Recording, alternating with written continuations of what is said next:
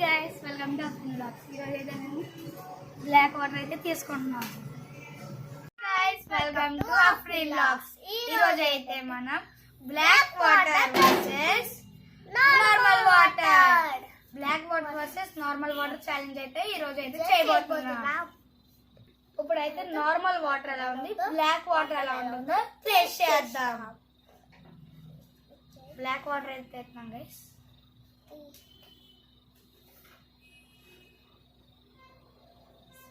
Smell అయితే normal గానే ఉంది. చూడకైతే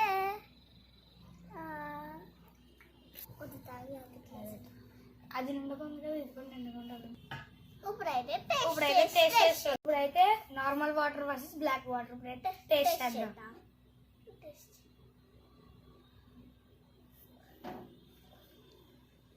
నార్మల్ గానే ఉన్నాయి గైస్. ఇప్పుడైతే బ్లాక్ వాటర్ అయితే టేస్ట్ చేద్దాం.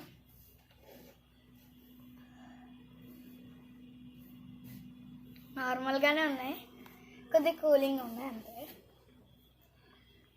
వాటర్ లాగా ఉన్నాయి,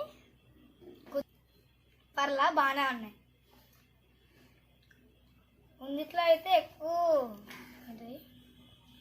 మినరల్స్ అయితే ఎక్కువ ఉంటాయంట guys. Contain minerals, energy. Cost వచ్చి 100 రూపీస్ గైస్. ఇది ఒక బాటిల్ 500 ml 100 రూపీస్. కానీ ఇలా రోజు కొనుక్కొని తాగడం అయితే మనం ప్రిఫర్ చేయం కాబట్టి ఫ్రీగా దొరికే మన నార్మల్ వాటర్ అయితే తాగుదాం. దీన్నే మనం ప్యూరిఫై చేసుకొని తాగుదాం. కంపెనీ వచ్చేసి ఈవోకస్ గైస్.